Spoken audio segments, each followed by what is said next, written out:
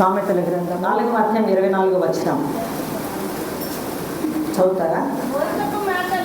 మూర్ఖపు మాటలు నోటికి రానియకము, పెదవుల నుండి కుటిలమైన మాటలు రానియకము. దేవుని పరిశుద్ధమైన లంకలుగా మూర్ఖపు మాటలు, కుటిలమైనటువంటి మాటలు ఇవి మన పెదవుల నుంచి, మన నోట నుండి రాకూడదని చెప్పినప్పుడు వింటాం. ఎందుకంటే ప్రతిరోజు సామెతల గ్రంథం చదువుతాం. ఎంతమంది చదువుతారు ప్రతిరోజు సామెతల గ్రంథం? డేట్ ప్రకారం చదవాలి ఖచ్చితంగా. 31 రోజులకి ఇచ్చిన ఆ అధ్యాయాలు డేట్ ప్రకారం చదివితే నీ లైఫ్ ఆ రోజు చేత అక్కడ మనకు వచ్చేస్తుంది హెచ్చరిక. ఎక్కడ మనము ఏ శత్రువు పడి ఉంటే మనం నవ్వబోతామో అప్పుడు నువ్వు నవ్వద్దమ్మా అంటాడు దేవుడు. లేదా ఇంకొక పని నువ్వు చేయొద్దమ్మా అంటాడు. అవి మన హార్ట్ టచ్ చేసినప్పుడు మనం అవి జాగ్రత్తగా మన హృదయంలో పెట్టుకొని ఆ దినమంతా కూడా మా దేవుడు ముందే చెప్పున్నాడు ఈ మాట అనే ఒక మాట మనము అనుకొని గైడ్ చేయడానికి ఈ గ్రంథము మనకు అవసరం, ఈ సామెతల గ్రంథం. కాబట్టి ఇది మనము మరి సంవత్సరం అంతా 12 నెలలు కూడా ఈ గ్రంథాన్ని చదువుతాం. డేట్ వారీగా మనం చదువుకుంటాం. కాబట్టి ఇప్పుడు మనకు ఇచ్చినటువంటి హెచ్చరిక మూర్ఖపు మాటలు, కుట్లేనటువంటి మాటలు నోటికి రానియకూడదని చెప్పి. దీనివల్ల నష్టమేమి? దీనివల్ల నష్టమేముంది? నేను ఎవరైనా మూర్ఖపు మాట ఎదురు వ్యక్తిని అన్నాను, కుటిలమైన మాటలు అంటే ఎదురు వ్యక్తిని అన్నాను, ఇవి నాకు తగ్గలేవు కదా అని చెప్పి మనం అనుకుంటున్నాం. ఏ మాట వచ్చినా, నీ నోటి నుంచి ఏ శాపం వచ్చినా, నీ నోటి నుంచి ఏ ఆశీర్వాదం వచ్చినా మొట్టమొదట అది నీ హృదయాంతరాల నుంచి బయటకు వస్తుంది. కుటిలమైన మాట నిన్ను తాకుతూ బయట వస్తుంది, మూర్ఖపు మాట నిన్ను తాకుతూ బయట వస్తుంది, ఆశీర్వాదపు మాట నిన్ను తాకుతూ బయట వస్తుంది, శాపము నిన్ను తాకుతూ బయటకు వస్తుంది. నిన్ను తాకుతూ బయట వచ్చింది మొదట నిన్ను ఆశీర్వదించి నిన్ను శపించి తర్వాత ఎదురువాడిని శపిస్తుంది. ఎవరినన్నట్టు ఇప్పుడు తిట్టిని మనం ఎదురువాడిని తిట్టేసిపోయాం, ఎదురువాడిని మనం శపించేసిపోయాం, ఎదురువాడిని మనం దీవించేసిపోయాం. నువ్వేమి కోరుకుంటావో అదే నేను ఎత్తి మీదకి వస్తాను. ఏది నువ్వు కోరుకుంటావో అదే నేను ఎత్తి మీదకి వస్తాను. ఒక చిన్న మాట చెప్తే మీకు ఇది బాగా ఇన్సిడెంట్ గుర్తుంటుంది. ఒక పెంతెకొస్తు అనుభవంలో ఉండేటువంటి సేవలో సేవకులు ఉంటారు, సేవకురాలు ఉంటారు. మరి వాళ్ళందరూ కలిసి ప్రార్థన చేసుకుంటారు, ఒక నిర్ణయం తీసుకుంటారు, కన్వెన్షన్ పెట్టాలని ఇట్లా చేసుకుంటారు. అట్లా కొన్ని డేట్స్లో మాస్టర్ గారు పలానా డేట్స్లో మనం ఈ మీటింగ్స్ పెట్టుకుందామని చెప్పంటే అయ్యో వద్దు ఆ టైంలో వర్షాలు వస్తాయని చెప్పి సిస్టర్ గారు అన్నారు. తర్వాత ఆ వర్షాలకి ఇవి కూలిపోతాయి కూడా చెప్పారు. కానీ పాస్టర్ గారు ఒప్పుకోకుండా ఆ మీటింగ్స్ జరిపించినారు. ఈమె చెప్పినట్టే, సిస్టర్ గారు చెప్పినట్టే ఆ రోజు వర్షం వచ్చింది. సరే మీటింగ్ అయిపోయింది కదా దేవుని దయవల్ల, ఇంకా అన్ని సర్దుకునే సమయం కదా అని చెప్పి సిస్టర్ గారు ఎక్కడంట ఆమె ఎక్కడ కూలిపోతుందని చెప్పిందో ఆ కూలిన గుడిసి కింద ఈమె ఉంది, మిగతా వాళ్ళందరూ పాల్గొతున్నారు. ఆమె కోరుకున్నట్టే ఆమెకి జరిగింది. వర్షం వస్తుంది అని చెప్పి వర్షం రప్పించుకునేది. తర్వాత కూలుతుంది అని చెప్పి ఆమె మీదనే కులిపించుకుంది. కాబట్టి చాలా జాగ్రత్తగా ఉండాలి కదా, మన మాటలు చాలా జాగ్రత్తగా ఉండాలి. రూతు గ్రంథం చదివినప్పుడు రూతు గ్రంథము ఎట్లా ఫీలింగ్ వస్తుంది? రూతు గ్రంథం అంటే ఎట్లా వస్తుంది? ఫస్ట్ ఫీలింగ్ చెప్పండి మీకు. రూతు గ్రంథం అంటే ముగ్గురు విధవరాలు. ఒకవేళ సపోజ్ మనం ఒక డ్రామా వేయాలనుకోండి, ఫస్ట్ సీన్ ఎట్లా వస్తుంది? ముగ్గురు విధవరాలతో సీన్ స్టార్ట్ అవుతుంది, అవునా కాదు? మొత్తం ఛాయలు ఉందే కదా. మరి ముగ్గురు విధవరాలతో ఆ సీన్ ప్రారంభమవుతుంది. తర్వాత యవ్వనస్తురాలు ఒక విధవరాలు వెనక్కి పోతుంది, ఒక విధవరాలు అత్తగారితో వస్తుంది. అంతా ఇప్పుడు ఇంకా వీళ్ళు ఈ సీన్ వేసేటప్పుడు వీళ్ళందరూ కూడా దుఃఖంతో, వేదనతో, బాధతో ఏదో తెల్ల చెల్ల కట్టుకొని ఇంకా కష్టంగా మొఖానికి మేకప్ తక్కువ వేసి ఈ సీన్ వేస్తారు ఖచ్చితంగా. కానీ ఈ గ్రంథాన్ని పూర్తిగా చదివి చూసినప్పుడు క్వైట్ డిఫరెంట్ గ్రంథం. అసలు మొత్తం బైబిల్లో పూర్తిగా డిఫరెంట్ గ్రంథం. ఇక్కడ స్టార్ట్ అవడమే ఆమె అంత దుఃఖం అనుభవించినటువంటి నయోమి, ఆమె నోట నుండి ఆశీర్వాదం వస్తుంది. గమనించండి దేవుని వాక్యంలో 1వ అధ్యాయంలో 8-9 వాక్యాలు. నయోమి తన 2 కుమారులను చూచి మీరు మీ తల్లుల ఇండ్లకు తిరిగి వెళ్ళుడి. చనిపోయిన వారి ఎడలను నా ఎడలను మీరు దయచూపునట్లు యెహోవా మీ ఎడల దయచూపును గాక. మీలో ఒక్కొక్కటి పెళ్లి చేసుకొని తన ఇంట నెమ్మది నొందినట్లు యెహోవా దయచేయును గాక అని వారితో చెప్పి వారిని ముద్దు పెట్టుకొనెను. ఇక్కడ ఈ వాక్యాలు గమనిస్తే ఆమెకి వచ్చిన వైద్యమయాన్ని బట్టి, ఆమె పోగొట్టుకున్న ఇద్దరు బిడ్డలను బట్టి కోడలను దుమ్మెత్తిపోయలేదు, శపించలేదు. దేవుడు మీకు దయచూపుగా కన్నది. ఎందుకంటే ఆమె ఇంట్రడ్యూస్ చేసింది. మోయాబ్ దేశంలో యెహోవా దేవుని గురించి ఎవరికి తెలుసు? ఎవరు ఇంట్రడ్యూస్ చేశారు? నయోమినే పరిచయం చేసింది. ఆయన మీకు దయ చూపుతానని చెబుతుంది. మిమ్మల్ని చేసుకొని నా బిడ్డలు చచ్చిపోయారన్నమాట ఆమె అడగలేదు. ఇక్కడికి వచ్చి నా భర్తను పోగొట్టుకున్నానటువంటి మాట ఆమె అనలేదు. కానీ దేవుడు మీకు దయ చూపుగాక. దీవెన అది ఆమెలో నుంచి వచ్చినటువంటి దీవెన. ఎంత మంచి మనసు ఉండాలి. ఇది ఈమెలో గమనించాల్సింది ఏంటంటే, ఈమె వద్దు అనుకొని వచ్చింది భర్తతో కూడా. అసలు దేశం నుంచి ఇక్కడికి వచ్చింది. వివిధ జనాంగము ఉండాల్సిన వాళ్ళ దేశంలో ఉండకుండా ఆమె బయటకు వచ్చింది. బయటకు వచ్చిన తర్వాత తన తప్పు తాను తెలుసుకుంది. ఇది ఫస్ట్ మన జీవితాల్లో అందరం తప్పు చేస్తాం, అందరం పొరపాటు చేస్తాం. అందరికీ అర్థం కాదు మొదట, అప్పుడు పొరపాటు ఉంటుంది. కానీ ఆ పొరపాటును తెలుసుకున్న తర్వాత నేను ఇట్లా ప్రవర్తించిన దాన్ని బట్టి నాకు ఇది ఇట్లా జరిగింది అనే మాట కనుక మనం అనుకున్నామంటే నెక్స్ట్ టైం ఆ తప్పు మనం చేయం. ఈ నయోమిలో ఉండే స్వభావం అదే. నయోమి తన తప్పును తెలుసుకుంది. ఫుల్ కమాండ్ ఉంటుంది ఇంట్లో. పొదం పద, ఇక్కడ ఏం లేదు పద అని చెప్పి అప్పుడు తీసుకొని వచ్చుండొచ్చు. తెలుసుకున్న తర్వాత ఆమెకు అర్థమైంది, మనము రాకూడదు, మనం యూదా జనాంగం, మనం ఇశ్రాయేలీయులము, మనం ఇక్కడికి రాకూడదు అనేటువంటి ఆమె తెలుసుకునింది. ఇప్పుడు ఆమెలో మంచి మనసు వచ్చింది.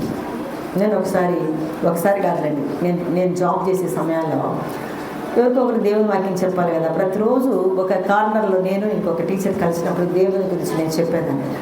ఇట్టంటది అట్టంటది ఇట్టంటది పోతాను, ఏమి నన్ను ఏం లెక్క చేయదు. సరే నేను కూడా చాలా పట్టు వదలను, నేను కూడా మళ్ళీ చెప్తున్నాను.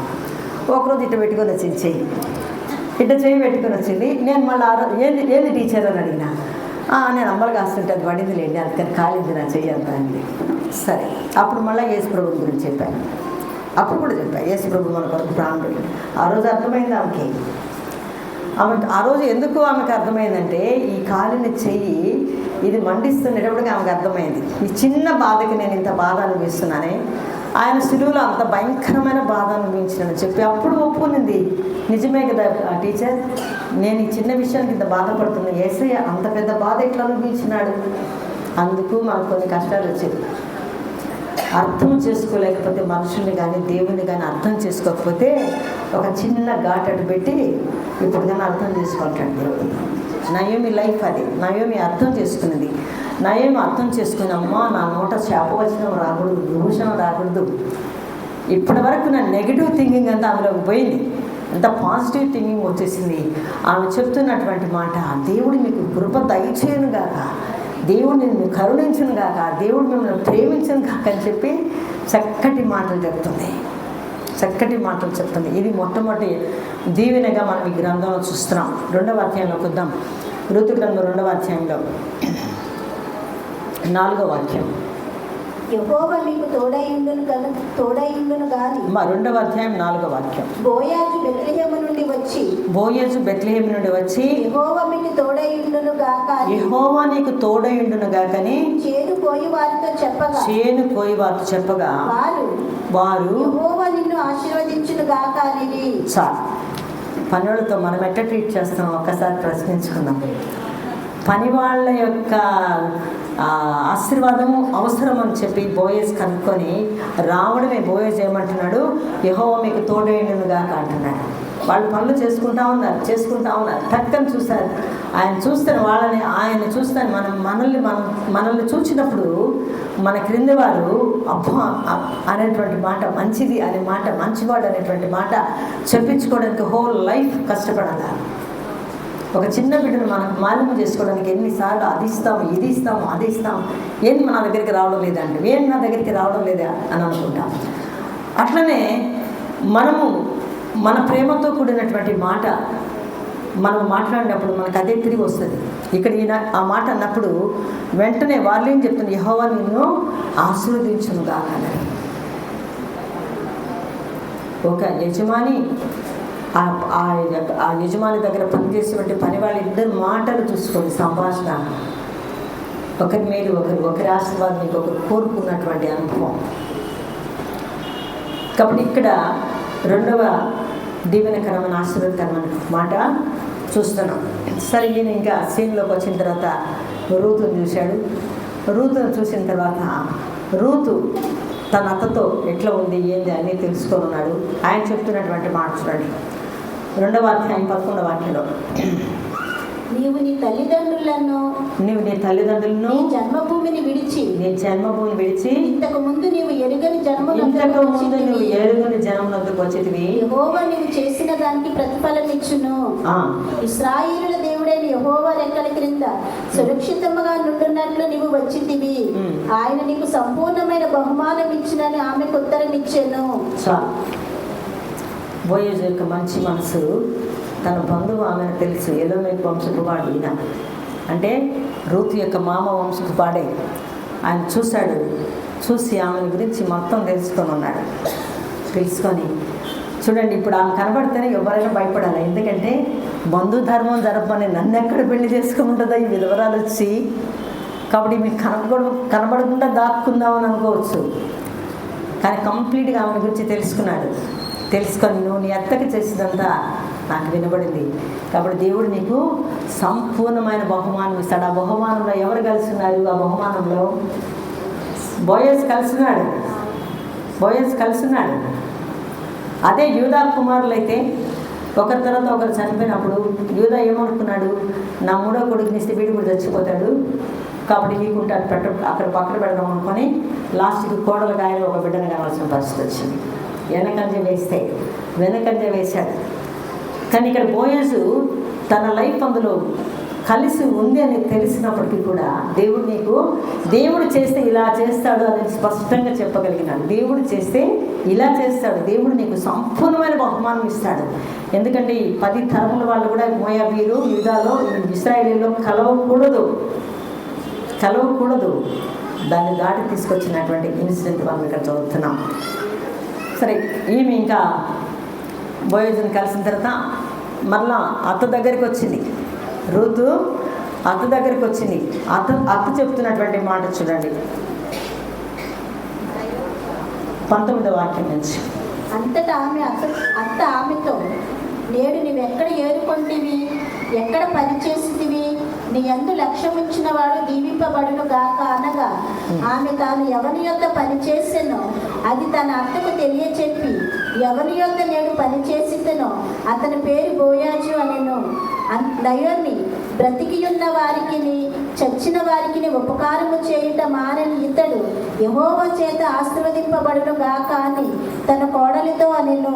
మరియు నయోమి చాలు ఎట్లొస్తున్నాయి ఇంకా నయోమిలో ఒకటే ఆశీర్వాదాలు వచ్చేస్తున్నాయి, ఒకటే దీవెనలు వచ్చేస్తున్నాయి, ఒకటే పాజిటివ్గా ప్రతిదీ కూడా మంచి లుక్లో మంచి చూపు. ప్రతి విషయం మీద మనకు కొన్ని విషయాలు చూసినప్పుడు, కొంతమంది మనుషులు చూసినప్పుడు మనకు మనమే వాళ్ళని గురించి చాలా అనుకునేస్తాం, మనం చెప్పుకునేస్తాం. మరీ పెళ్లి కొడుకు వచ్చాడు అనుకోండి, పెళ్లి కూతురు ఇంటి వాళ్ళు ఇంకా చూసుకొని ఇటు నడిచాడు, అట్టపోయాడు, ఇటున్నాడు, అట్టున్నాడు, తలెగరేస్తున్నాడు, కళ్ళు తిప్పినాడు, ఇవన్నీ చెప్పుకుంటాం మానవ సహజ బుద్ధితో. కానీ ఇక్కడ ఈ అత్త ఎవరిని గురించి చెప్పినా మంచిగా చెప్తుంది, ఎవరిని గురించి చెప్పినా ఆమెకి మంచి మనసు వస్తుంది.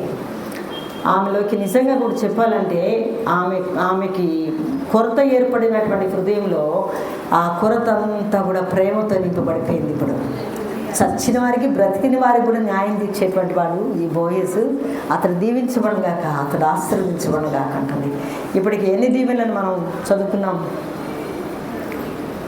మొదట నయోమి కోడలను దీవించింది, తర్వాత బోయజు వచ్చి పని వాళ్ళని దీవించాడు, పని వాళ్ళు కూడా దీవించారు. తర్వాత ఇక్కడ అత్త మళ్ళా ఇక్కడ బోయజు ఆమెకు చెప్పాడు, సంపూర్ణమైన బహుమానం నన్ను కలిపిపోబోతున్నాడు దేవుడు నీకు అని చెప్పేశాడు, నన్ను కలిపి నీకు ఇవ్వబోతున్నాను చెప్పాడు. తర్వాత ఇక్కడ అత్త అంటుంది, అతన్ని దేవుడు ఆశీర్వదిస్తాడు, ఎందుకంటే అతడు చచ్చిన వారికి బతుకున్న వారికి కూడా మేలు చేస్తున్నటువంటి స్థితిలో ఉన్నాడు. చచ్చిన వారంటే ఎలీమెలెకు వాళ్ళ కుమారులు ఇద్దరు, వాళ్ళకి చేస్తున్నాడు మేలు, బ్రతుకున్నటువంటి మనకు కూడా మేలు చేస్తున్నాడు చెప్పి. ఇక్కడ మళ్ళీ 3వ అధ్యాయంలోకి వస్తాం. 10వ వాక్యం. అతడు, నా కుమారి, యెహోవా చేత నీవు దీవెన నొందిన దానవు.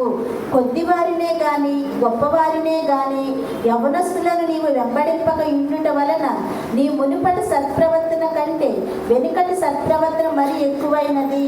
చాలు, ఇక్కడ దేవుని నామము ప్రతిధ్వనిస్తుంది ఎక్కువ యెహోవా అనేటువంటి మాట చెప్పడం ద్వారా. చాలామంది మాట్లాడేటప్పుడు, భార్య భర్తలు మాట్లాడుకున్నప్పుడు, భార్య కొంచెం ప్రార్థనాపూర్వకంగా ఉన్నప్పుడు ఆమె కనుక దేవుడు అంటే దేవుడి మాట ఎత్తబాక అంటాడు ఫస్ట్ చెప్పే మాట భర్త. దేవుడి మాట ఎత్తబాక, మన మధ్యలో ఆయన ఎందుకు? ఆయన కనుక మన మధ్యలో లేకపోతే ఎడాకులు పెడాకులు అంతే, ఆయన ఉండి తీరాలా. కానీ ఆ మాట ఎత్తితే భయం భర్తలకి. మీకు చాలా ఆనందం కదా నేను చెప్పిన స్టేట్మెంట్ అందరికీ ఆనందమే. ఎందుకంటే మనం కొద్దో గొప్ప ఆయన పూసుకొని రాసుకొని మనం ఆయన మీద కొంచెం ప్రేమ మనం చూపించి ఆ దేవుడు అని అంటానే ఎత్తబాక మాట అంటాడు. కానీ ఇక్కడ ఈ అధ్యాయంలో మనకు చూస్తుంటే దేవుని నామం ప్రతి చోట వస్తుంది. నువ్వు పొలంలోకి పో అక్కడ వస్తుంది, మరి సంతాపం దగ్గర కూర్చుంటే అక్కడ వస్తుంది, అత్త కోడలు మాట్లాడుకుంటే దేవుడు యెహోవా దేవుడు వస్తున్నాడు. ఎంత అద్భుతమైనటువంటిది దేవుని నామం. ఎక్కడెక్కడ అట్లా చెప్పుకుంటున్నాం. ఈమె పోయి అర్ధరాత్రులు అత్తగారి చెప్పిన ప్రకారం పోయి ఆయన కాళ్ళ దగ్గర పండుకుంటే ఇంకెవడన్నా అయితే ఎంత అవమానపరచును, ఎంత దుఃఖపరచును. అందరికి చెప్పేసి ఆ పిల్ల నా దగ్గరికి వచ్చింది ఎట్లా చేసి ఉండేవాడు అసలు. అక్కడ ఆమె మంచితనాన్ని గుర్తించి మాట్లాడుతున్నారు. ఎటువంటి గొప్ప మనసు బోయేస్తే, చాలా గొప్ప మనసు బోయేస్తే. నీ సత్ప్రవర్తన అంటున్నాడు ఒకటే మాట, నీ సత్ప్రవర్తన అది చాలా నువ్వు దేవుని యొక్క దీవెన దానికి కారణమందినటువంటి మాట చెప్తున్నాడు. ఇక్కడ ఆమె వచ్చి ఆమె తను తాను తగ్గించుకొని ఆ విధంగా ఆ స్థితిలో వచ్చి ఆ కాళ్ళ మీద పడుకొని ఉంటే ఆమెని అంత మంచిగా గుర్తించి ఆయనకి తెలుసు ఈమెకి నేనే బంధుధర్మం జరపాలని ఒకటి తెలిస్తే వాళ్ళ అత్తే పంపించింది ఆయన దగ్గరికి ఆయనకి తెలుసు వాళ్ళ అత్తే పంపించింది కనుక ఇది ప్లాన్ ప్రకారం జరుగుతుంది కాబట్టి దీన్ని నేను కాదనే దానికి లేదు, తప్పేదానికి లేదని చెప్పి సరే ఇక్కడ అంతా అయింది కదా. ఆయన తర్వాత పోయే చెప్తాడు, నాకంటే సమీప బంధువులు ఉన్నాడమ్మా నీకు, కాబట్టి అతను కనుక వద్దంటేనే నేను నిన్ను వివాహం చేసుకోవాలా. కాబట్టి అతను వద్దంటే వివాహం చేసుకోవాలంటే అతను అంటాడు నాకెందుకు వచ్చిన గోల అంటాడు. ఆ సమీప బంధువుడు అంటాడు నాకెందుకు వచ్చిన గోల, నాకున్నది పోగొట్టుకుంటానేమో నేను పోగొట్టుకుంటానేమో అందుకని వద్దన్నప్పుడు అప్పుడు బోయస్ ఆమె ఎదుర్కోవడానికి ఇష్టపడతాడు. మీకు ఇంకా చాలా మెసేజ్ ఉంది కాబట్టి ఇది చాలా బ్రీఫ్గా లాగుతున్నా. ఇక్కడ చూద్దాం మళ్ళా 4వ అధ్యాయం 11వ వాక్యం. అందుకు పురద్వారమున నుండిన ప్రజలందరూ పెద్దలను మేము సాక్షులము, యెహోవా నీ ఇంటికి వచ్చిన ఆ స్త్రీని ఇశ్రాయేలీయుల వంశమును వర్ధిల్ల చేసిన రాహేలును పోలిన దానిగాను లేయాను పోలిన దానిగాను చేయునుగాక. ఎఫ్రాతాలో నీవు క్షేమాభివృద్ధి కలిగిన వాడవై బెత్లెహేములో నీవు ఖ్యాతి నొందుదుగాక. యెహోవా ఈ యవనరాలి వలన నీకు దయచేయి సంతానమును నీ కుటుంబమును తామారు యోదాకు కనిన పెరేసు కుటుంబం వలె నుండునుగాక అనేది. ఇక్కడ గమనించండి, ఎక్కడ మాట్లాడినా వాళ్ళలో ఆ ఊరి ప్రజల్లో ఉన్నటువంటిది యెహోవా దేవునికి విలువిస్తున్నారు. ఇక్కడ మనం ఇంకొక సీన్లోకి వచ్చాం. అక్కడ ప్రజలందరూ పెద్దలు ఉన్నారు. ఈ ప్రజలందరూ పెద్దల ముందే రూత్కి బోయస్కి ఒక ఏర్పాటు అనేటువంటిది అక్కడ జరిగింది. వాళ్ళు ఇంత విడ్డూరంగా ఇట్లా వచ్చేసిందే ఈమె అక్కడి నుంచి వచ్చేసిందే, ఈమె చేసుకునే కదా మరి నయోమి కుమారుడు చనిపోయినాడు, మరి ఈమె వచ్చేసిందే, ఈ మాటలు ఏం లే. మనమైతే తవ్వుతాము గతించిన జీవితాల గురించి తవ్వి అవన్నీ బయట చెప్పి అవన్నీ చేసి గందరగోళం చేస్తాం.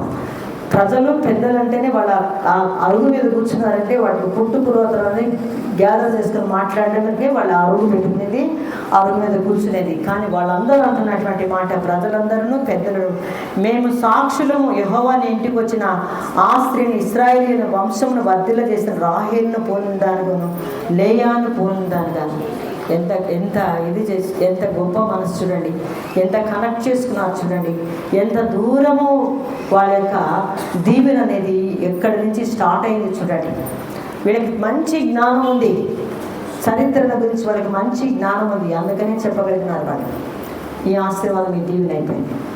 వీళ్ళందరూ దీవిస్తారు, వీళ్ళందరూ ఆశీర్వదిస్తారు, కానీ ఆ ఊర్లో ఉండే స్త్రీలు కూడా ఆశీర్వదిస్తారు, దీవిస్తారు అనేది మాకు ప్రశ్న. ఎందుకంటే స్త్రీలు ఆర్ డిఫరెంట్. మీకు తెలియదులో ఊరుకోండి అంటారు. ఒక భర్త కనుక ఎవరి గురించి అని ఒకరు మంచిగా, మీకు తెలియదు ఊరుకోండి, మీకేం తెలుసు అని అంటారు. మీకేం తెలుసు అండి, మాకు తెలుసు అని చెప్తారు. ఇక్కడ మనం గమనిస్తే 14వ వాక్యంలో, అప్పుడు స్త్రీలు ఈ దినమున నీకు బంధువుడు లేకుండా చేయని యెహోవా స్తుతి నొందును గాక, ఆయన నామము ఇశ్రాయేలులో ప్రకటింపబడును గాక, నిన్ను ప్రేమించి 7 కుమారుల కంటే నీకెక్కువగా ఉన్న నీ కోడలు ఇతన్ని కనెను, ఇతడి నీ ప్రాణము నోదార్చి ముసలితనముని నీకు పోషకుడగునని నయోమితో చెప్పిరి. ఈ బోయజు రూతుకు కనినటువంటి బిడ్డ ఓబేదు, దావీదుకు తాత. మరి వీళ్ళేమనాలా? మామూలుగా స్త్రీలు ఏమంటారు? ఖచ్చితంగా ఈసడించుకొని అప్పో ఇట్లని అంటారు. స్త్రీలు కూడా అక్కడ ఉన్నటువంటి ఆ గ్రామంలో ఉన్నటువంటి ఆ ఊర్లో ఉన్నటువంటి వాళ్ళు ఏం చేస్తున్నారు? ఆశీర్వదిస్తున్నారు, దీవిస్తున్నారు.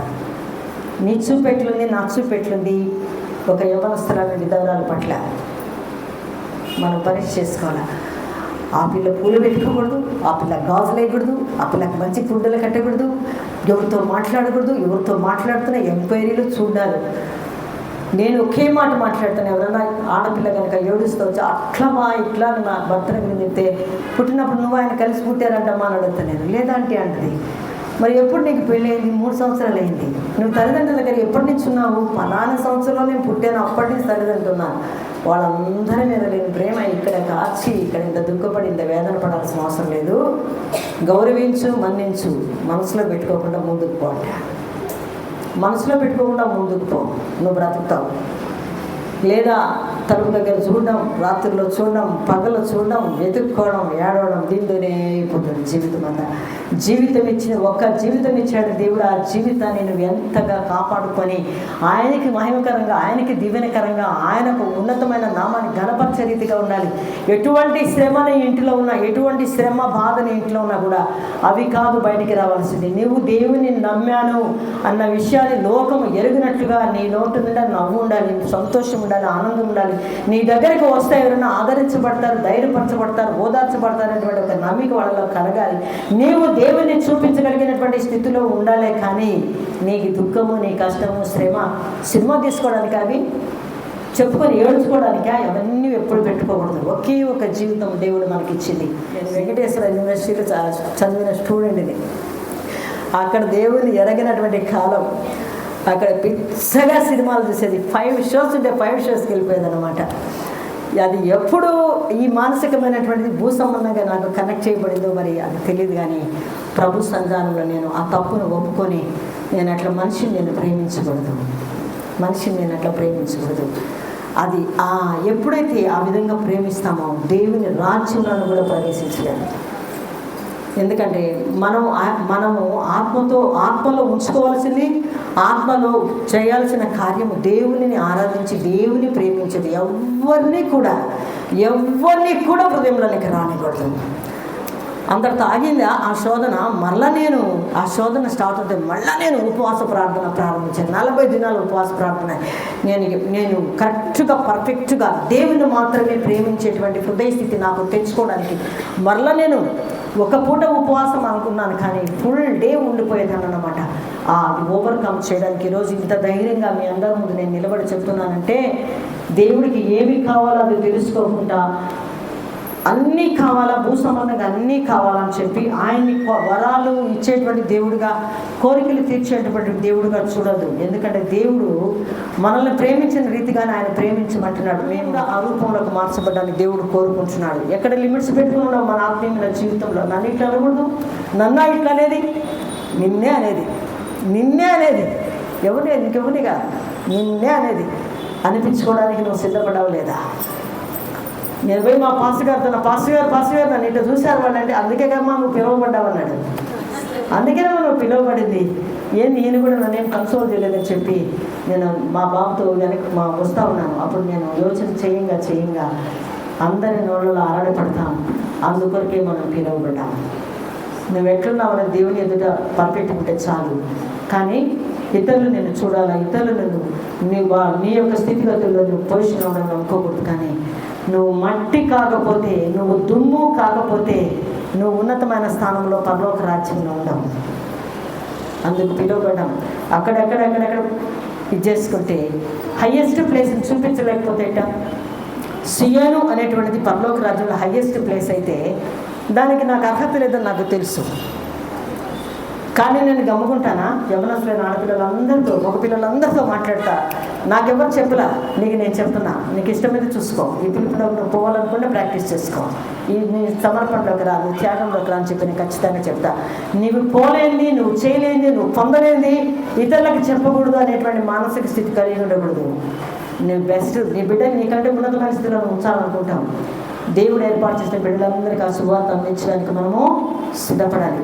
ఇప్పుడు ఇంకొక మాట చెప్పి నేను ముగిస్తాను. దేవుని వాక్యంలో అధికంగా నొందినవాడు సమస్తము చేయవచ్చును. సామెతల గ్రంథం 26వ అధ్యాయం 10వ వాక్యం. 10 minutes చాలు చెప్పేస్తాను. అధికముగా నొందినవాడు సమస్తము చేయవచ్చు. అధికముగా నొందినవాడు సమస్తమును చేయవచ్చును. చాలు. ఇది ఒక ప్రామిస్, ఇదొక వాగ్దానం. ఈ వాగ్దానం 1 సంవత్సరం నాకు దేవుడు ఇచ్చినాడు. ఇప్పుడు నేను యోచన చేయాలి కదా, ఖచ్చితంగా దీని గురించినటువంటి లోతుపాతులు నాకు తెలియాలి కదా. అధికముగా నువ్వు పొంది ఉండాలి. ఎవరి దగ్గర పొంది ఉండాలి? దేవుని యొక్క పొంది ఉండాలి. నువ్వు దేవుని యొక్క పొందిన తర్వాత నువ్వేం చేయొచ్చు? ఏ పనైనా చేయొచ్చు. దేవుని మహిమార్థమే చెప్పాలంటే దేవుడు ఎప్పుడు కూడా నాకు ఒక తలంపు వచ్చిన తర్వాత నేను 2-3 రోజులు దాన్ని అట్లా నా హృదయంలో అనుకున్న తర్వాత దేవునితో నేను మాట్లాడతాను. దేవుడు ఎస్ అంటాడు. షాక్ అయిపోతాను నేను. నా తలంపు దేవుని తలంపు ఒకటేనా? నా హృదయంలో ఈ తలంపు పుట్టించి దాన్ని దేవుడు నేనే ఆయన దగ్గరికి వచ్చినప్పుడు ఆయన నేను దాదాపు 46 పవర్ మినిస్ట్రీలు జరుపుకుంటే దాంట్లో కనీసము 40 పవర్ మినిస్ట్రీలకి నేను గైడ్ చేసే దేవుడికి, నేను చెప్పేదాన్ని దేవుడికి. దేవుడు ఎస్ అనేవాడు. అసలు విషయం ఏంటంటే ఆయన ఉద్దేశము నాలో పెట్టి నన్ను ఇది చేస్తున్నాడు. నేను పోయి ప్రభా ఇట్లా చేయొచ్చు, ఇట్లా పోవచ్చు అంటే వెంటనే ఎస్ అంటాడు. నాకు భలే సంతోషం అనిపిస్తుంది. నా మాట దేవుడు అంగీకరించినాడు. ఒక పవర్ మినిస్టర్ పెట్టాలంటే ఎన్ని వేలు ఖర్చు అవుతుందో తెలుసా? ఎవరి దగ్గరికి పోయి మీ ఊళ్ళో పవర్ మినిస్టర్ పెడతాం, మీ దగ్గరే అనుకుంటా ఫ్రీగా చేసిపోయింది. మేము ఎక్కడ పోయినా మేము చేయాల్సిందే. అటువంటిది ఈ వాగ్దానం దేవుడు ఇచ్చిన తర్వాత గమనించుకున్నా. నేనేం అధికంగా ఏం పొందాను దేవుని దగ్గర? నేనేం పొందాను? కృప పొందాను. ఆ కృప ఎక్కడుంది? బ్యాంక్లో ఉంది. నేను పొందినటువంటి కృప దాన్ని తీసుకొని ఖర్చు పెట్టుకుంటున్నాడు దేవుడు. ఈ కృప ఎట్లా వస్తుంది? ఈ కృప ఏ విషయాలు వస్తుంది? ఏంటంటే జాబ్ రిజైన్ చేసి ప్రభు సేవలోకి వచ్చినాను. ఇదొక పాయింట్, ఇదొక కన్సిడరేషన్ దేవుని దగ్గర. కానీ ఇంకా ఎంత ఉంది దేవుని దగ్గర? అధికముగా మనం ఎట్లా పొందినామంటే మన ఆత్మీయమైన జీవితాన్ని బట్టి మనం అధికంగా దేవుని దగ్గర కృప పొందామని చెప్పి దేవుని వాక్యంలో ద్వారా దేవుడు నాతో మాట్లాడాడు. మొట్టమొదటిది, నీవు కృప పొందాలంటే దేవుని దగ్గర దాతృత్వం కలిగి ఉండాలంట. నంబర్ 1 ఏం కలిగి ఉండాలి? దాతృత్వం కలిగి ఉండాలి. వెదజల్లి అభివృద్ధికి వచ్చేవారు కలరు. వెదజల్లి అభివృద్ధికి వచ్చేటువంటి వాళ్ళు కలరు. కాబట్టి దాతృత్వం కలిగి ఉండాలి. క్రైస్తవ బిడ్డలకి ఆ పిసినారతనం కానీ ఆ సంకుచితమైన స్వభావం కానీ ఉండకూడదు. రెండవది, నువ్వు కనికరం కలిగి ఉండాలి. కనికరం గలవారు ధనిలు, వారు మాత్రమే కనికరం పొందుతారు. వారు మాత్రమే. చాలామంది హెడ్ వెయిట్ ఉండేటువంటి వాళ్ళు దేవుడు దగ్గర పోయి దయ చూపోయా, కరుణ చూపోయా, జాలి చూపించా, టక్కన వాళ్ళు బయటికి రావడం కసిరాడు పడేస్తారు. అక్కడేమో దేవుని దగ్గర పోయి బెగ్గర్స్ లాగా అయ్యా దయ చూపి, కనికరం చూపించి, అట్ట చూపించి, ఇట్లా చూపించి బయటకు వస్తేనే ఆ స్వభావం అట్లా. కాబట్టి కనికరం మనం కలిగినప్పుడే కనికరాన్ని మనము పొందుతాం. తర్వాత క్షమించడం, ఇది దైవత్వం. క్షమించేది మానవులు క్షమించలేదు. ఎవరు క్షమిస్తున్నారు మనల్ని? దేవుడు క్షమిస్తున్నాడు కనుక క్షమించడం అనేటువంటి ఒక దైవత్వ లక్షణము చాలా గ్రేస్ నీకు తీసుకొచ్చి పెడుతుంది. ఎవరినైనా తొక్కేస్తామనుకో, తొక్కినప్పుడు మనం ఎంత రిగ్రెట్ అవ్వాలా, తొక్కేసామని ఇటు ఒక చూపు చూసిపోతారు కొంతమంది. నువ్వెందుకు అడ్డమున్నావు అని చెప్పి ఏమి న్యాయాలు మాట్లాడతారు. మరి ఇట్లా మాట్లాడతారు. తర్వాత దేవుని కొరకు తెగింపు వచ్చేసింది. అంతే, దేవుడి కొరకు ఎప్పుడు తెగింపు వచ్చిందో వెంటనే ఇంకా గ్రేస్ ఇంకా ఎంత ఉందో బ్యాంక్లో చూసుకోవచ్చు. మీరు అకౌంట్ అంత అకౌంట్ ఉంటుంది. సమర్పణ, ఇది దేవుని కొరకు నేను ఇది సమర్పించుకుంటున్నా, ఇలా సమర్పించుకుంటున్నా, ఇది నేను సమర్పించుకున్నాను చెప్పడం. తర్వాత మన నోటి దాకా వచ్చిన తర్వాత అది గబక్కన పక్కకు పోయింది, అది త్యాగం. ఇంకా తినేస్తాం అనుకోపోతాం, ఇంకా తినబోతాము మన ముందు పెట్టేస్తారంటే ఆగు వేరే వాళ్ళు వచ్చిందని చెప్పి అట్లా అప్పుడు ఎత్తలేదుకోండి ఆ గిన్నె అక్కడ నుంచి ఎట్లుంటుంది, అదే త్యాగం. తర్వాత విధేయత అనేది దేవుడికి విధేయత చూపిస్తాం కానీ మనుషులకు విధేయత ఎందుకు చూపిస్తాము అని అంటారు. అది కుదరదు. విధేయత అన్ని చోట్ల కూడా మనకు ఉండి తీరాల్సిందే. తర్వాత ప్రేమ కలిగి ఉండడం, దీనత్వం, పవిత్రత, నీతి, న్యాయం, పరిశుద్ధత. ప్రభువు చెప్తుంటే రాస్తున్నాను, గ్రేస్ కావాలా, కృప కావాలా. నీకు లేని దేవుడి దగ్గర పొందాలా, నువ్వు చేయలేని కార్యం దేవుడి దగ్గర పొందాలా. దేవుడి దగ్గర నుంచి పొందాలిదంటే బెస్ట్ కదా ప్రభావం నువ్వు ఇవ్వాల్సింది అంటాం, బెస్ట్ కదా నువ్వు ఇవ్వాలా అని అంటాం. కానీ అట్లా నువ్వు కోరుకోకూడదు. ఈ లక్షణాలు నీలో ఉంటే గ్రేస్ దానంతా అది బ్యాంక్లో పడతాంటే నువ్వు పని చేసుకుంటే ఎత్తుకోవచ్చు. కాబట్టి అధికంగా ఉండాలి దేవుని దగ్గర. అంటే నువ్వు దాచిపెట్టుకుని ఏ పని చేయాల్సినటువంటి అవసరం ఏం లేదు. దేవుడికి ఖచ్చితంగా కూడా సమస్తం ఇచ్చేదానికి ఉన్నాడు. ఈ లక్షణాలన్నీ చూస్తే యేసు ప్రభు లక్షణాలు.